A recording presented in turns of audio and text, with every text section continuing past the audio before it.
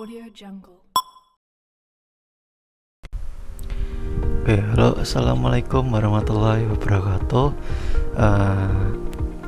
Ketemu lagi kita di sesi 2 dalam pembelajaran tutorial online. Ya, gimana kabarnya hari ini? Saya harap sehat semua ya. Nah, di pembelajaran kali ini kita akan belajar tentang penalaran dan sistem matematika. Kompetensi umumnya yaitu mahasiswa mampu menyelesaikan permasalahan matematika dalam kehidupan sehari-hari berkaitan dengan konsep, logika matematika, penalaran dan sistem matematika, persamaan dan pertidaksamaan linier, persamaan dan pertidaksamaan kuadrat, himpunan relasi dan fungsi, permutasi, kombinasi dan peluang, aritmetika sosial, penyusunan, pengumpulan dan penyajian data, serta penyajian data berkelompok, ukuran pemusatan data, ukuran letak data dan ukuran penyebaran data, pemecahan masalah dalam matematika, transformasi, kekongruenan dan kesebangunan.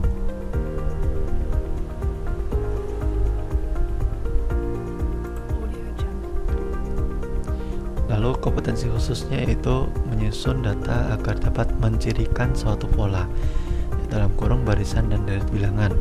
Yang kedua, menggeneralisasikan susunan data dalam barisan atau deret bilangan. Yang ketiga, menentukan suatu sistem bilangan apabila diketahui suatu himpunan bilangan dan operasinya. Yang keempat, menentukan sifat-sifat yang dimiliki oleh suatu sistem bilangan.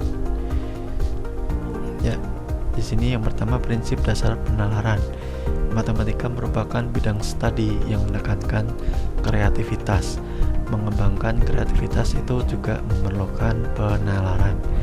Ada penalaran deduktif, yaitu adalah teori yang telah dibuktikan itu melalui penalaran yang logis untuk pembuktian teorema dari definisi dan aksioma. Contohnya, setiap A adalah B. Jika C adalah A, maka C adalah B. Ini merupakan pernyataan benar. Lalu penalaran abduktif, yaitu penalaran ilmiah yang tidak masuk dalam kategori deduktif atau induktif. Kesimpulan berdasarkan data atau observasi yang tidak lengkap, berguna untuk menyusun hipotesis yang perlu diuji. Seringkali digunakan para dokter untuk mendiagnosis berdasarkan tes laboratorium. Lalu digunakan para juri yang akan memutuskan berdasarkan bukti yang disampaikan. Kemudian penalaran induktif, yaitu pembuktian berdasarkan intuisi atau hipotesis, atau merupakan teorema dugaan atau susunan data observasi yang perlu dan akan dibuktikan secara deduktif sehingga menjadi suatu teorema. Sini contohnya adalah Hasan adalah kakek. Hasan berkepala botak. Nah, dengan demikian semua kakek dan buyut Hasan berkepala botak. Nah, ini kan dapat juga salah ya, karena belum tentu kakek kakek ini yang lainnya itu berkepala botak, hanya kakek Hasan saja yang berkepala botak. Nah, seperti itu adalah penalaran induktif. Lalu menggeneralisasikan susunan data dalam barisan atau deret bilangan. Contohnya data barisan bilangan ganjil, lalu dijumlahkan hasilnya sama dengan titik-titik kuadrat. Nah, hasil penjumlahan ini adalah 100 kuadrat, yaitu sama dengan 10.000. Dari mana? Kita cari pasanganannya, 1 dan 199, 3 dan 197, 5 dan 195, dan seterusnya. Dan itu pasangan data itu akan menghasilkan angka 200. Seperti itu, 200 dibagi 2 itu 100. Lalu penurunan rumus, 1 tambah 3 tambah 5 tambah 7 tambah 9, dan seterusnya. Lalu kesimpulannya itu jumlah n bilangan ganjil pertama adalah n kuadrat. Lalu menentukan suatu sistem bilangan apabila diketahui suatu himpunan bilangan dan operasinya. Contoh penalaran induktif. Himpunan bilangan asli A yaitu 1, 2, 3 sampai 30. Himpunan bilangan bulat B min 3, min 2, dan seterusnya sampai tak terhingga. Dan di sini sifat penjumlahannya bersifat tertutup. Kenapa? Karena kalau bilangan asli itu misalnya 1 tambah 2 tambah 3, misalnya saya tulis ya, misalnya seperti ini, 1 tambah 2 tambah 3 itu hasilnya akan ada di bilangan asli. 1 tambah 2 itu kan 3 ya, 3 tambah 3 6. 6 ini merupakan himpunan bilangan asli ya. Nah, itulah kenapa tertutup. Kalau terbuka itu hasilnya itu misalnya 1 dikurangi setengah, itu hasilnya kan setengah. Itu adalah terbuka. Karena apa? Bilangan bulat dikurangi bilangan pecahan, hasilnya adalah bilangan pecahan. Seperti itu maksudnya. Nah, lalu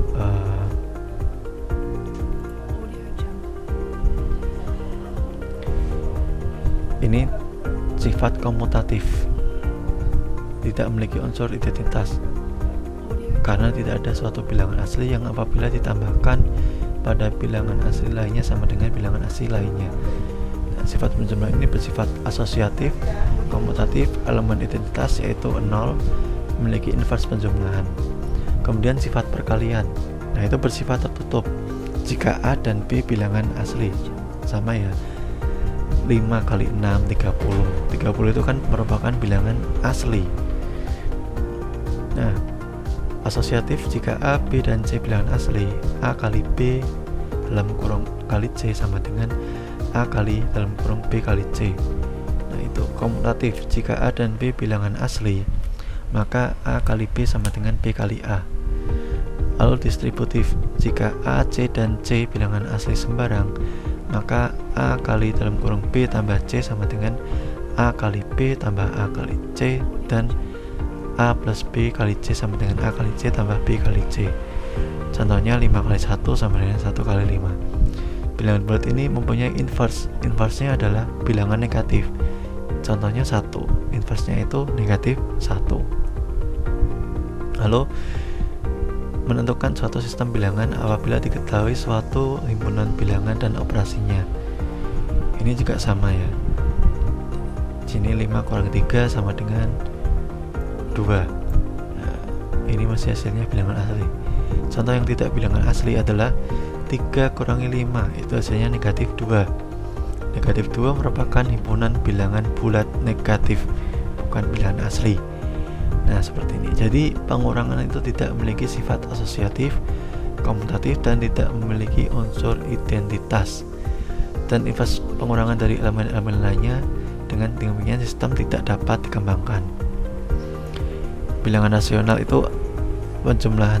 Di sini sifat penjumlahan yaitu bilangan rasional A per B, di mana A dan B bilangan bulat dan B tidak sama dengan 0. Ini bersifat tertutup, asosiatif, komutatif, dan elemen identitasnya 0 serta memiliki invers penjumlahan. Ya, ini bisa kita lanjutkan ke selanjutnya. Oke, selanjutnya himpunan penalaran matematika dan sistem bilangan. Oke, himpunan adalah kumpulan benda-benda yang didefinisikan atau diberi batasan dengan jelas. Contohnya ini. Bentar. Dapat ditentukan dengan tegas benda apa saja yang termasuk dan yang tidak termasuk dalam suatu himpunan yang diketahui. Berdasarkan definisi, maka suatu kumpulan atau kelompok benda belum tentu merupakan suatu himpunan. Lambang suatu himpunan dinyatakan dengan menggunakan tanda kurung kurawal dan diberi nama huruf kapital ya. Contohnya seperti itu. Nah, lalu contohnya yang A saja ya. A adalah himpunan alat transportasi roda 2. Nah, kalau kita alat transportasi saja itu kan luas ya. Ada yang roda 2, roda 3, roda 4, 5, 6, dan seterusnya. Nah, di sini roda 2 contohnya sepeda, sepeda motor, kemudian apalagi masih banyak seperti itu. Lalu keanggotaan suatu himpunan. Untuk menyatakan suatu benda merupakan anggota, itu lambangnya adalah epsilon atau E ini ya. Nah, untuk menyatakan bukan anggota, epsilon dicoret. Nah, contohnya ini, sepeda itu anggotanya F kan. Kalau anggota tandanya berarti A epsilon A atau sepeda epsilon A gitu ya. Harusnya ini epsilonnya ada di tengah sini ya. Ini sepeda epsilon A. Kalau bukan anggota ditulis mobil epsilon coret A. Jadi mobil bukan anggota A. Contohnya ini A menyatakan himpunan buah-buahan di atas piring. Nah ini jeruk, pir, anggur. Misalnya kita nyari salak. Nah salak kan bukan anggota yang ada di atas piring ya, meskipun dia buah. Seperti itu. Kemudian B menyatakan huruf membentuk kata matematika. Nah, ini ada huruf M, A, T, E, I, dan K. Lalu menyatakan banyak anggota suatu himpunan. Banyak anggota himpunan A dinyatakan dengan notasi NA, disebut juga kardinalitas. Lalu banyak anggota himpunan B dinyatakan dengan notasi NB. Banyak anggota himpunan C dinyatakan dengan notasi NC.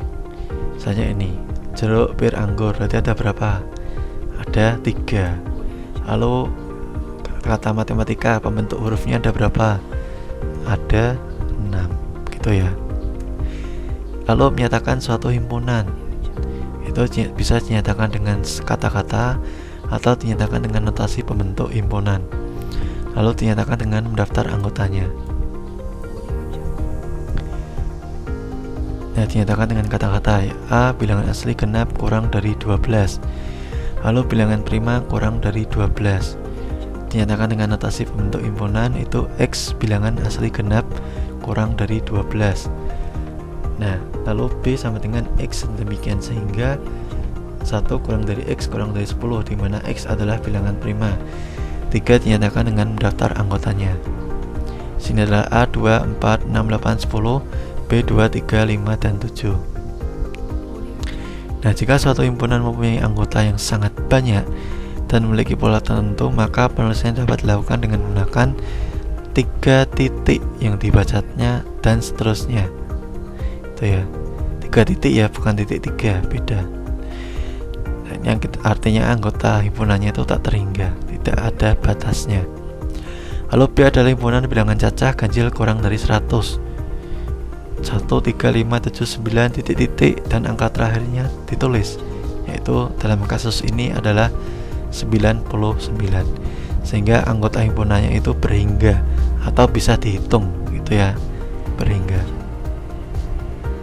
Himpunan kosong adalah himpunan yang tidak memiliki anggota dan tandanya kurung kurawal gak ada isinya atau bulat dicoret gitu ya.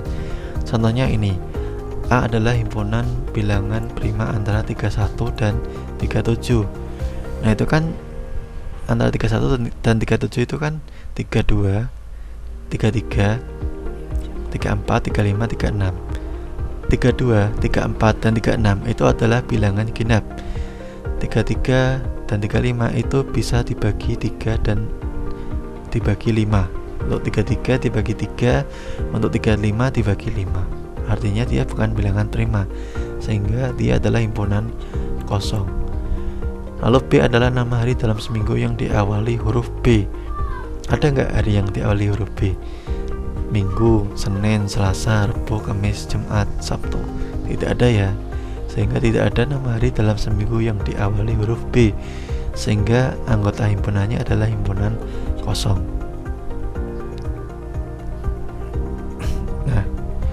Lalu himpunan semesta itu memuat semua anggota himpunan yang dibicarakan. Contohnya ini, A itu 357. Semesta dari apa? Bisa bilangan ganjil, bisa bilangan prima, bisa juga bilangan asli. Itu ya. B Malang, Madiun, Magetan. Nah, ini kan S dari B, artinya bisa kita sebutkan B-nya itu adalah himpunan nama kota yang ada di Jawa Timur atau himpunan nama kota yang berawalan dengan huruf M. Relasi himpunan itu ada himpunan saling lepas, perpotongan, himpunan bagian, himpunan sama, dan himpunan ekuivalen. Himpunan saling lepas itu adalah irisannya itu adalah himpunan kosong atau tidak punya anggota. Contohnya ini 1A 1 2 3 4 5, B 6 7 8, sehingga A saling lepas B, tandanya kayak sejajar seperti yang kita pelajari di SMP dulu ya. Nah, itu adalah himpunan kosong karena nggak ada anggota yang sama di sini. P juga sama dan Q. Nah gitu ya. Kemudian himpunan perpotongan adalah jika anggota A yang menjadi anggota B. Contohnya 1 3 5 7, B 1 2 4 6 8. Nah ini yang sama angka berapa? 1. Jadi himpunan perpotongannya adalah 1. Lalu S ayam, burung, kambing, sapi, dan T kambing, sapi, kerbau. Maka S dan T perpotongan karena ada anggota S yang menjadi anggota T, yaitu kambing dan sapi. Himpunan bagian itu jika dan hanya jika setiap anggota himpunan A merupakan anggota himpunan B. Dalam hal ini A merupakan subset dari B, B merupakan super subset dari A. Contohnya ini, yang A 1 2 3 4 5 6 7, B 2 3 dan 4, sehingga B merupakan himpunan bagian dari A karena anggota yang ada di B itu ada di A juga, sedangkan anggota yang ada di A tidak ada di B, tidak semua yang ada di B. Nah, P 1 3 5 7 9, Q 2 3 5 7. Nah, ini nggak ada yang sama karena tidak ada anggota yang sama antara Q dan P. Maksud saya tidak ada atau tidak semua anggota Q itu ada di P. Contohnya 2 itu kan tidak ada di P. 3 5 7 ada 1 dan 9 ada nggak? Tidak ada ya. Nah, jadi di sini Q bukan anggota atau bukan subset dari P karena ada anggota Q yang bukan merupakan anggota P gitu ya. Lalu himpunan sama jika tanya jika setiap anggota himpunan A merupakan anggota himpunan B, demikian pula sebaliknya. Ditulis A sama dengan A B C D dan B D C B A, maka A sama dengan B, sama-sama anggotanya kan, meskipun dibalik. Nah kita lihat yang P 1 3 5 7, Q 1 3 5 7 9. Nah 9 ini kan di himpunan Q itu ada, di himpunan P nggak ada, sehingga P tidak sama dengan Q. Himpunan ekuivalen jika tanya jika kardinal kedua himpunan tersebut sama. Nah di sini NA sama dengan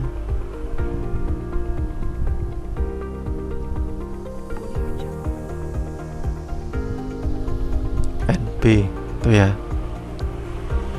Lalu ditulis negasi A PQRS dan B 2 3 5 7. Di sini NA sama dengan NP, anggotanya banyaknya sama ya. Lalu 1 P-nya 1 2 3 dan Q 1 2 3 4. Anggota P dan anggota Q berbeda ya. Diagram Venn, penulisan himpunan dalam bentuk diagram di mana himpunan semestanya digambarkan dengan segi 4. Sedangkan himpunan-himpunan yang ada di lingkungannya digambarkan dengan lingkaran 1, 2, 3, 4. Yang tidak anggotanya ditulis di luar. Himpunan saling lepas. Himpunan bilangan asli kurang dari 9. Contohnya A itu, B himpunan asli genap kurang dari 9.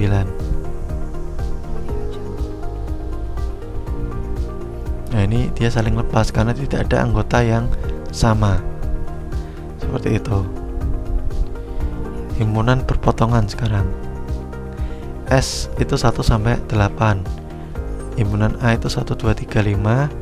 Himpunan B 2 5 6 dan 8. Nah dia perpotongan karena ada anggota yang sama, yaitu 2 dan 5. Dan anggota yang tidak ada di A dan B itu adalah 4 dan 7, sehingga ditulis di luar sini ya. Lalu himpunan bagian. Himpunan bilangan bulat, S-nya, A-nya himpunan bilangan asli, P himpunan bilangan prima. Kita tulis di sini seperti ini. Himpunan bilangan prima itu kan ada di dalam bilangan asli. Contohnya 2, 3, 5, 7 itu kan termasuk bilangan asli juga. Dan himpunan bilangan asli dan prima itu termasuk himpunan bilangan bulat. Lalu himpunan sama, contohnya A sama dengan A, B, C, D, B sama dengan D, C, B, A, sehingga A sama dengan B. Jadi tulisnya seperti ini kalau dalam diagram Venn. Hanya tulis satu himpunan atau satu lingkaran, lalu A dan B karena anggotanya sama persis. Nah, jadi seperti itu yang bisa saya jelaskan untuk sesi 2 ini. Mungkin bisa kita lengkapi lagi dengan mempelajari materi pengayaan dan video serta diskusi yang ada di e-learning. Kemudian jangan lupa untuk mengisi sesi kehadiran setiap sesinya, dan jangan lupa untuk aktif juga dalam diskusi. Oke, sekian dari saya. Kita bertemu lagi di sesi 3 minggu depan.